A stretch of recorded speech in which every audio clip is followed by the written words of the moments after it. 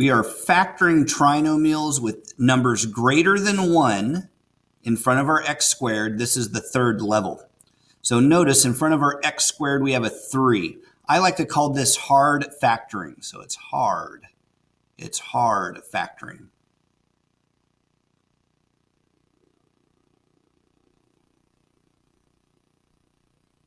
Hard because you can't just look at the last number and the middle number. You have to do a little trick to make sure that you follow the procedure so you can figure out how to do it. All right, well, they're telling us that it factors, so that helps. We know that this does factor. So first, I'll go ahead and do the way that I like, and then I'll show the way that the school likes to teach. So this is called a factor by grouping method, F-A-C-T-O-R, by grouping.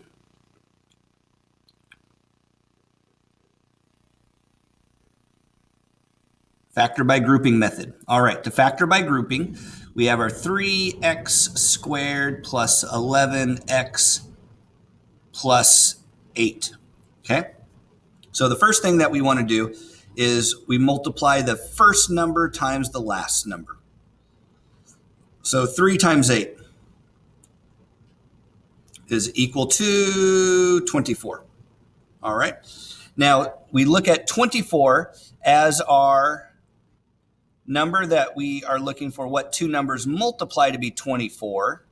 And then our usual, we want them to add to be that middle number. So that stays the same. They add to be 11. All right.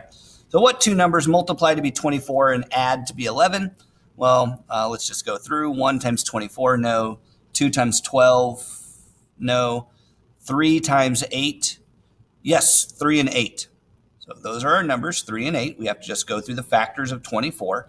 So what that does is, then you know that how to break up the middle number. We break up the middle number with these two numbers. Break up the middle number with these two numbers. So our new problem that we're trying to factor is 3x squared. And I'm using, it doesn't matter what you do first, 3 or the 8. So plus 3x plus 8x plus our last number here is 8. So all I did is I took the 11 and I changed it into a 3 and an 8. All right, so notice 11 is just 3 and 8. I've just rewritten it in a different way. Now, what this does is it sets us up for a factor by grouping method. Factor by grouping means I look at the first two terms and the last two terms, and I pull out a common factor. All right, and we just want to make sure we're left with the same thing on each side, and I'll show you what I mean in just a little bit. So what's the greatest common factor in the first two terms here? 3x. What's left? 3x times what is 3x squared? Well, just x. 3x times what is 3x? Well, that's just a 1. All right, so that's what this one does. What about the next one? All right, well, what does 8x and 8 have in common? Plus 8. So it's an 8 in common. So we have to have that plus sign. That's the same plus sign there. They have a common factor of 8. So I have that 8 pulled out. 8 times what is 8x? 8 times x. 8 times what is 8? 1. Just be sure that this whatever's in this binomial parentheses is the same. And notice we have that same x minus 1. So that means I can factor an x minus 1 out. So we factor an x plus 1. We factor the x plus 1 out. And what's left in this first term is a 3x. In the second term, what's left is just the 8. And we're done. All right, so that's how you do hard factoring, is you just have that extra step of multiplying the first number times the last number. Then you have to break up the middle numbers into those factors that you got. And then factor by grouping should unfold relatively quickly. All right, now here's the school's method. This is using a generic rectangle. Generic rectangle.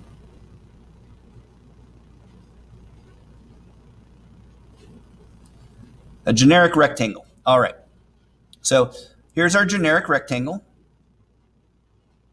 And we're looking for filling in the pieces here.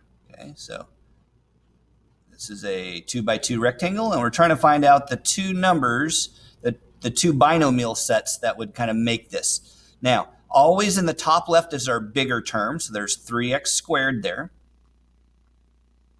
And then always in the bottom right term, bottom right box is the constant, is the 8. Okay. Now, to figure out what these two numbers are, you have to multiply the 3x squared times the 8. Okay. So 3x squared times 8 is 24x squared. Okay. Then you want to have, and that's the multiply number. This is a diamond problem. So we're looking for what two numbers multiplied basically to be 24. And then we use that same middle number here, the 11. They add to be 11. X. All right. Now you can include the x or an x squared or not include it. It doesn't really matter. If you kind of know what you're doing, you just have to make sure you have those numbers. So what two numbers multiply to be 24, add to be 11? All right. Well, that's 8x and 3x. 3x plus 8x is 11x. 8x times 3x is 24x squared. All right, so these are the two numbers that go into the boxes right here. So it doesn't matter which one's which. So here's an 8x, here's a 3x, and like I said, that order didn't matter. So now we go ahead and we fill in the greatest common factors right here. And once you have one, everything else unfolds. So what's the greatest thing in common with 3x squared and 3x? Well, they both have a 3x, right? So now we'll just use that to unfold everything else. 3x times what is 3x squared? Well, 3x times x. X times what is 8x? X times 8. 3x times what is 3x? Well, 3x times 1. And then just confirm, does 1 times 8 make 8? Yes, it does. So these are our numbers. 3x plus 8 is on this side. On this side right here is an x plus 1.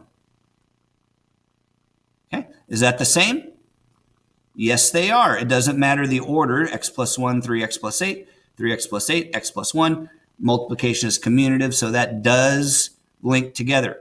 So if you like using like a generic rectangle and you like to kind of have that visual experience, that's the generic rectangle.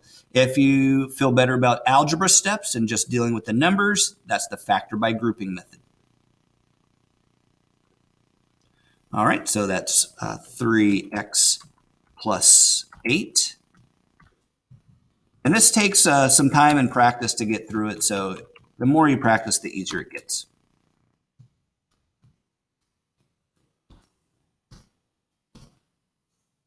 Got it. Okay. And they look like they did like the factor by grouping method that I liked. Okay. But here's our generic rectangle if you feel better about that one.